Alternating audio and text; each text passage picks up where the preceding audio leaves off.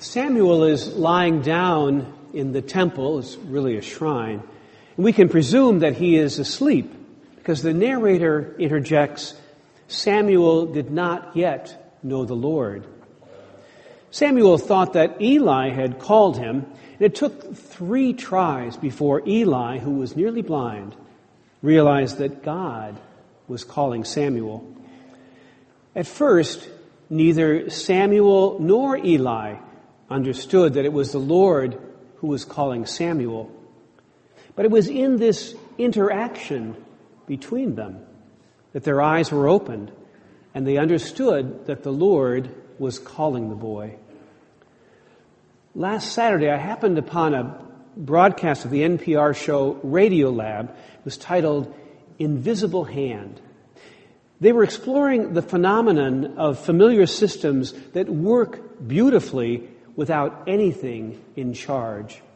Brains and the internet are among the many examples.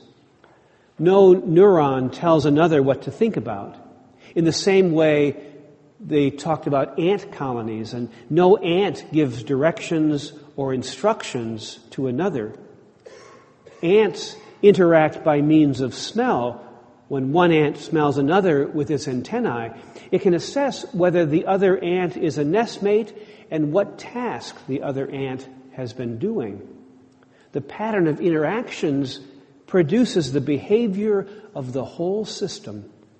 When an ant, for example, stumbles on a food source, other ants soon follow the path, and before long, all of the ants are traveling the shortest path from the food source back to the nest.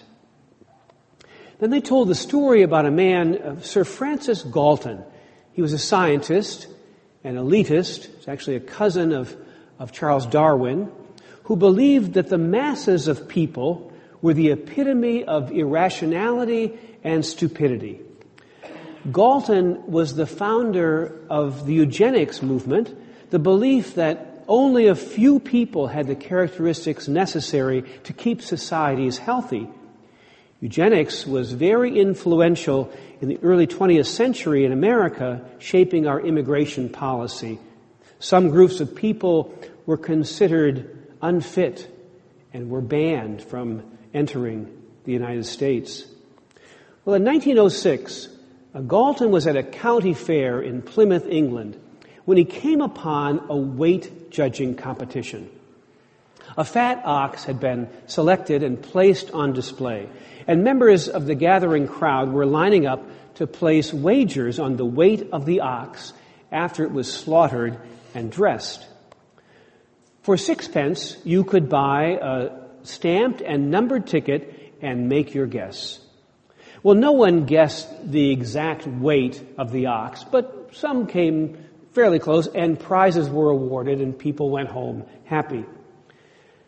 But Galton was interested in figuring out what the average voter was capable of, because he wanted to prove that the average voter was capable of very little. So when the contest was over, he asked if he could borrow the tickets. Galton thought that the average guess of the group would be way off the mark. After all, mix a few very smart people, some mediocre people, and a lot of dumb people, and it seems likely you'd end up with a dumb answer. Well, to his credit, even though he was proved wrong, Galton published the results of his work. Galton added all the contestants' estimates, and he calculated the mean of the group's guesses. That number represented the collective wisdom of the Plymouth crowd. The crowd had guessed that the ox, after it was slaughtered and dressed, would weigh 1,197 pounds. The ox actually weighed 1,198 pounds. In other words, the crowd's judgment was essentially perfect. Well, this experiment, which has been repeated many times, says something essential, I think, about human knowledge. If you were to dissect a human brain, you wouldn't be able to find a thought inside of a certain brain cell, because thoughts exist not in the cell itself, but in the interaction between the cells. From the beginning, God recognized this essential characteristic of human life. It's not good for us to be alone.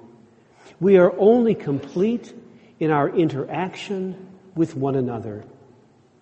In Michelangelo's famous creation scene in the Sistine Chapel ceiling, some people have suggested that the billowing cloud that surrounds the figure of God the Creator is purposely painted by Michelangelo to look like a human brain.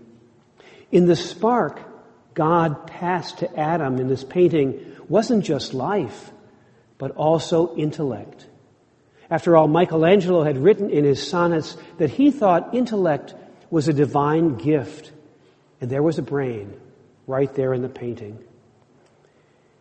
In the Gospel of John, after the poetic prologue, John the Baptist appears. In John's Gospel, there is no voice from heaven to testify about Jesus. Instead, John the Baptist is the voice and the witness. He is sent to point to the Messiah. But truth to tell, at first, he did not recognize Jesus. But once his eyes had been opened, John says to two of his disciples, "Look, there is the Lamb of God." And the two disciples begin to follow Jesus. Jesus notices them and turns around. And the first time Jesus speaks in the Gospel of John, he asks a question. What are you looking for? Our deepest desires will not be found in any certain place, but in responding to Jesus' invitation to come and see, to remain with him.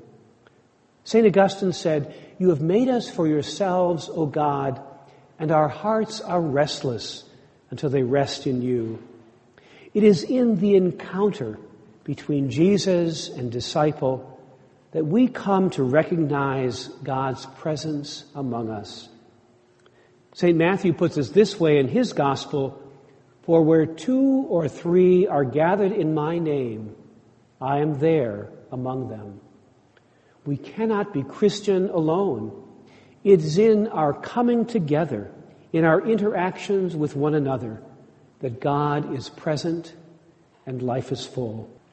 Pope Francis speaks of a culture of encounter as a goal of human society. The culture of encounter, he says, proclaims the equal dignity imbued in each and every person who is the image and likeness of God.